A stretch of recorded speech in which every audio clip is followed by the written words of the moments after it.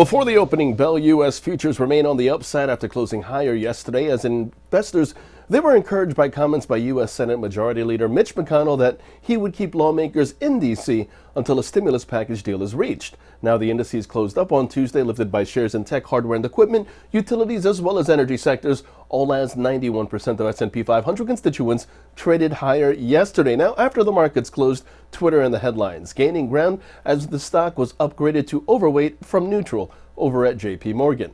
And then Pfizer downgraded to sector perform from outperform over at RBC. And Moderna also in the headlines, downgraded to equal weight from overweight over at Morgan Stanley. Now, taking a look at today's market action, there's no major earnings expected, but on the economic docket, it's a bit busy. Before the opening bell, we have the release of the MBA mortgage applications, and then we have the release of U.S. retail sales figures. That will then be followed by market composite PMI reads, services PMI, and manufacturing PMI reads, and then we have the housing market index. In the afternoon hours, we have the release of the Federal Reserve's interest rate decision.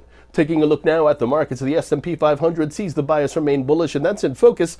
The relative strength index bullish and calling for further advance. Long positions above 36.78 are favored with targets at 37.07 and 37.25 in extension. Moving on, the Nasdaq sees a bullish bias above 12,530, while the Dow Jones sees the bias remain bullish.